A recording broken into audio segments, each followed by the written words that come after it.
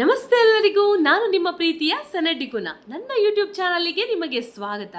ಜೀವನದ ಪಾಠ ಕಲಿಯುವ ಎಲ್ಲರಿಗೂ ಮಾದರಿಯಾಗುವಂತೆ ಸಣ್ಣ ದೃಷ್ಟಾಂತದ ಮೂಲಕ ಜೀವನದ ಪಾಠ ಹೇಳಿಕೊಡುವ ನನ್ನ ಸಣ್ಣ ಪ್ರಯತ್ನಕ್ಕೆ ನಿಮ್ಮ ಮೆಚ್ಚುಗೆ ಇರಲಿ. ಈ ವಿಡಿಯೋವನ್ನು ಪೂರ್ತಿಯಾಗಿ ಕೇಳಿ ಮತ್ತೆ ಹೇಳಿ ನಿಮಗೆ ಹೇಗೆ ಅನಿಸಿತು ಅಂತ. ತಡ ಮಾಡದೆ ಈ ವಿಡಿಯೋವನ್ನು ಶುರು ಮಾಡುವ ಅಲ್ವಾ?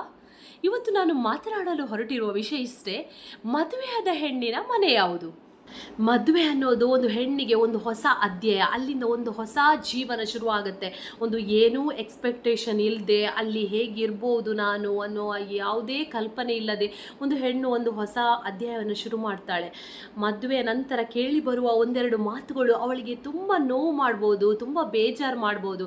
ತವರು ಮನೆಯವರು ಏನಂತ ಹೇಳಿದೆ, ಮದುವೆ ಮಾಡುವಾಗಲೇ ಹೇಳ್ತಾರೆ, ಇನ್ನೇನಾದರೂ ನಿನಗೆ ಒಂದು ಗಂಡನ ಮನೆಯೇ ನಿನ್ನ ಮನೆ, ಯಾವುದೇ ಕಂಪ್ಲೇಂಟ್ ಇಟ್ಕೊಂಡು ನೀನು ತವರು ಮನೆಗೆ ಬರಬಾರ್ದು, ಯಾವುದೇ ಸಮಸ್ಯೆ ಬಂದರೂ ನೀನೇ ಸರಿ ಮಾಡ್ಕೊಳ್ಬೇಕು.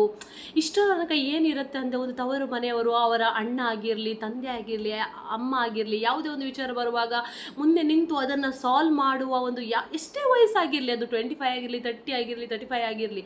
ಕೆಲವರು ಮದುವೆ ಲೇಟ್ ಕೂಡ ಆಗ್ತಾರೆ. ಅಷ್ಟು ಮದುವೆ ಲೇಟ್ ಆದ್ರೂ ಒಂದು ಮದುವೆ ಆಗುವ ತನಕ ಒಂದು ಹೆಣ್ಣಿನ ಹಿಂದೆ ಒಂದು ತಂದೆ, ತಾಯಿ, ಅಣ್ಣ, ತಮ್ಮ, ಅಕ್ಕ, ಯಾವುದೇ ಒಂದು ಹಿಂದೆ ಒಂದು ಬಲ ಇರುತ್ತೆ. ಮದುವೆ ಆದ ತಕ್ಷಣ ಆ ತವರು ಮನೆಯವರು ಮದುವೆ ಆದ ತಕ್ಷಣ ಅವ್ರಿಗೊಂದು ಹೊರೆ ಹೋಯ್ತಲ್ಲ ಅನ್ನೋ ಒಂದು ಫೀಲಿಂಗ್ ಇರುತ್ತೆ. ಅದೇ ಗಂಡನ ಮನೆಯಲ್ಲಿ ಏನು ಹೇಳಿದ್ರೆ, ಬೇರೆ ಮನೆಯಿಂದ ನೀನು ಬಂದವಳು, ಇನ್ನು ನಮ್ಮ ಆಚಾರ ವಿಚಾರಕ್ಕೆ ನೀನು ಸರಿ ಹೊಂದ್ಕೋಬೇಕು, ಅಲ್ಲಿ ನೀನು ಹೇಗೆ ಇದ್ದೀಯೋ ಇದೇ ರೀತಿ ನೀನು ಇಲ್ಲಿ ಇರಲಿಕ್ಕಾಗೋದಿಲ್ಲ. ಕೆಲವು ಮನೆಯಲ್ಲಿ ಇರ್ತದೆ. ಈಗ ತವರು ಮನೆಯಲ್ಲಿ ಒಂದು ಲೇಟಾಗಿ ಎದ್ದೇಳುವ ಒಂದು ಹೆಣ್ಣು ಮದುವೆ ಆದ ತಕ್ಷಣ ಈ ಮನೆಯಲ್ಲಿ ಮದುವೆ ಆದ ಗಂಡನ ಮನೆಯಲ್ಲಿ ಬೇಗ ಎದ್ದೇಳಿಗಿರ್ಬೋದು. ಆ ಹೊಸತನದಲ್ಲಿ ಕೆಲವೊಂದು ಸಲ ಅವಳಿಗೆ ಮಾತಾಡಲಿಕ್ಕೂ ಕಷ್ಟ, ಕೆಲವೊಂದು ಸಲ ಇರ್ತದಲ್ಲ ಈ ಥರ ಒಂದು ಫ್ರೀಯಾಗಿ ಹೇಳ್ಕೊಳ್ಳಿಕ್ಕೆ ಆಗದೆ ಒಂದು ಆಚಾರವನ್ನು ಫಾಲೋ ಮಾಡಲಿಕ್ಕೆ ಕೆಲವೊಬ್ಬರು ಟೈಮ್ ಕೂಡ ಕೊಡೋದಿಲ್ಲ ಒಂದು ಹೆಣ್ಣಿಗೆ ಅಲ್ಲಿ ಅಡ್ಜಸ್ಟ್ ಆಗಲಿಕ್ಕೆ. ನಿನ್ನ ತವರು ಮನೆಯಲ್ಲಿ ಇದ್ದಾಗೆ ನೀನು ಇಲ್ಲಿ ಇರ್ಲಿಕ್ಕೆ ಆಗೋದಿಲ್ಲ, ಒಂದು ಅಡ್ಜಸ್ಟ್ ಮಾಡಬೇಕು, ಹೀಗಿರಬೇಕು ಅಂತ ಹೆಣ್ಣು ಹೇಳುವ ಜನರು ಕೂಡ ಇದ್ದಾರೆ. ಹೆಣ್ಣು ಮನೆ ಬದಲಾಯಿಸ್ಕೊಳ್ಬೋದು, ಆದರೆ ಅವಳ ಜೀವನ, ಹಿಂದಿನ ನೆನಪು, ಪ್ರೀತಿ, ಸಂಬಂಧ, ನೆನಪು ಯಾವುದು ಬದಲಾಗೋದಿಲ್ಲ ಅಲ್ವಾ? ತವರು ಮನೆ ಅವಳ ಬೇರು ಮತ್ತು ಗಂಡನ ಮನೆ ಅವಳ ಆಧಾರ, ಹೊಸ ಅಧ್ಯಾಯ. ಆದ್ದರಿಂದ ಒಂದು ಹೆಣ್ಣಿಗೆ ಅದನ್ನು ಮರೆತು ಬರಬೇಕು, ತವರು ಮನೆಯ ಎಲ್ಲ ನೆನಪುಗಳನ್ನು ಬಿಟ್ಟು ಬರಬೇಕು ಅನ್ನೋದು ಎಕ್ಸ್ಪೆಕ್ಟೇಷನ್ ಇರೋದು ತುಂಬ ತಪ್ಪು ನಾನು ಹೇಳೋದು. ಯಾಕಂದರೆ ಎರಡೂ ಅವಳದೇ. ಒಂದು ಹೊಸ ಅಧ್ಯಾಯಕ್ಕೆ ಕಾಲಿಡುವಾಗ ಹಳೆ ನೆನಪಿನ ಜೊತೆ ಹೊಸ ಅಧ್ಯಾಯನ ಶುರು ಮಾಡುವಂಥದ್ದು. ಒಂದು ಹೆಣ್ಣಿಗೆ ನೀನು ಈ ಮನೆಯವಳಲ್ಲ ಅಂತ ಹೇಳುವ ಬದಲು ನೀನು ಇದೇ ಮನೆಯವಳು, ನಿನ್ನದೇ ಮನೆ ಅಂತ ತಿಳ್ಕೊ ಅಂತ ಹೇಳುವಾಗ ಆ ಪ್ರೀತಿ, ವಿಶ್ವಾಸ, ಗೌರವ, ಆತ್ಮವಿಶ್ವಾಸ ಎಲ್ಲವೂ ಬದಲಾಗುತ್ತೆ. ಒಂದು ಯೋಚನೆ ಮಾಡುವ ರೀತಿನೇ ಅಲ್ಲಿ ಬದಲಾಗತ್ತೆ. ನನ್ನದು ಮನೆ ಅನ್ನೋದು ಒಂದು ದೊಡ್ಡ ವಿಚಾರ ಒಂದು ಹೆಣ್ಣಿಗೆ. ಅದು ತವರು ಮನೆಯಾಗಿರಲಿ ಅಥವಾ ಗಂಡನ ಮನೆಯಾಗಿರಲಿ. ಯಾಕಂದರೆ ಅದು ಎರಡೂ ಮನೆಯ ನಡುವೆ ಒಂದು ಸಿಲುಕುವುದು ಉಂಟಲ್ಲ, ಅದು ಒಂದು ಯೋಚನೆ ಮಾಡುವಾಗಲೇ ಒಂದು ತಲೆ ಕೆಡತ್ತೆ. ಮದುವೆ ಅನ್ನೋದು ಒಂದು ಸಂಬಂಧವನ್ನು ಕಳ್ಕೊಳ್ಳೋದಲ್ಲ, ಎರಡು ಕುಟುಂಬವನ್ನು ಜೋಡಿಸುವುದೇ ಒಂದು ಮದುವೆಯ ಒಂದು ವಿಚಾರ.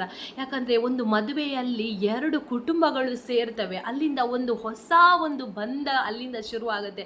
ಆದ್ದರಿಂದ ಒಂದು ಹೆಣ್ಣಿಗೆ ಒಂದು ಎರಡೂ ಕುಟುಂಬದಿಂದ, ಒಂದು ಗಂಡನ ಕುಟುಂಬದಿಂದ, ಒಂದು ತವರು ಕುಟುಂಬದಿಂದ ಒಂದು ಹೊಸ ಅಧ್ಯಾಯ ಶುರುವಾಗಬೇಕೇ ಹೊರತು ಒಂದು ಮನೆಯಲ್ಲಿ ಗೋಡೆ ಇದ್ದ ತಕ್ಷಣ ಅದು ಮನೆ ಆಗೋದಿಲ್ಲ. ಯಾಕಂದರೆ ಒಂದು ಮನಸ್ಸಿಂದ ಒಪ್ಕೊಂಡಾಗ ಮಾತ್ರ ಒಂದು ಮನೆಯಾಗುತ್ತದೆ. ಮತ್ತು ಒಂದು ಹೆಣ್ಣು ಖುಷಿಯಾಗಿದ್ದರೆ ಮಾತ್ರ ಆ ಮನೆಗೆ ಒಂದು ಚಂದ ಅಲ್ವಾ? ಆದ್ದರಿಂದ ಯಾವುದೇ ಹೆಣ್ಣಾಗಿರಲಿ, ಕೊಟ್ಟ ಹೆಣ್ಣು ಆಗಿರಲಿ, ಬಂದ ಹೆಣ್ಣಾಗಿರಲಿ, ಅವಳನ್ನು ಒಳ್ಳೇದು ಮಾಡಿ ನಡೆಸಿ. ಹೆಣ್ಣಿಗೆ ಬೇಕಾಗಿರುವುದು ಸ್ಥಾನ. ಜಸ್ಟ್ ಅವಳಿಗೆ ಹಣ, ಆಸ್ತಿ ಪಾಸ್ತಿ ನೋಡಿನೇ ಎಲ್ಲ ಹೆಣ್ಣು ಬರುವುದಿಲ್ಲ. ಒಂದು ಮನೆಯಲ್ಲಿ ಒಂದು ಸ್ಥಾನ ಇದ್ದರೆ ಅವಳು ತುಂಬ ಖುಷಿಯಾಗಿರ್ತಾಳೆ. ಆದ್ದರಿಂದ ಮನೆಯಲ್ಲಿ ಒಂದು ಸ್ಥಾನ ಕೊಡಿ, ಆಗ ನೋಡಿ ಅಲ್ಲಿ ಒಂದು ಬದಲಾವಣೆ ಯಾವ ರೀತಿ ಆಗ್ತದೆ ಅಂತ. ಇನ್ನು ಸಮಾಜದ ದೃಷ್ಟಿಕೋನ ತುಂಬ ಬದಲಾಗಬೇಕು. ಈಗ ಸಾಕಷ್ಟು ಬದಲಾಗಿದೆ, ಈಗ ಸಾಕಷ್ಟು ಜನರು ತುಂಬ ಹೊಂದಾಣಿಕೆಯಲ್ಲಿ ಇದ್ದಾರೆ. ಆದರೂ ಇನ್ನೂ ಕೂಡ ಚೇಂಜ್ ಆಗಬೇಕು. ಇನ್ನೂ ಕೂಡ ಅವಳು ನಮ್ಮವಳಲ್ಲ, ಹೊರಗಿನವಳು, ಹೊರಗಿಂದ ಬಂದವಳು ಬಂದವಳು ಅನ್ನೋ ಮಾತು ಇನ್ನೂ ಕೂಡ ಕೆಲವು ಕಡೆ ಕೇಳ್ತಾ ಇದೆ. ಅದಕ್ಕಾಗಿ ಈ ಒಂದು ವಿಚಾರವನ್ನು ಇಡ್ತಾ ಇದ್ದೇನೆ. ಇನ್ನಾದರೂ ನಮ್ಮವಳು, ನಮ್ಮ ಮನೆಯವಳು, ನನ್ನ ಬೇರೆ ಮನೆಯಿಂದ ಬಂದವಳು ಅನ್ನೋ ಫೀಲಿಂಗ್ ಎಲ್ಲೂ ಕೂಡ ಇರಬಾರ್ದು ಅನ್ನೋದಕ್ಕೆ ನಾನು ಇದು ವಿಡಿಯೋ ಮಾಡ್ತಾ ಇದ್ದೇನೆ.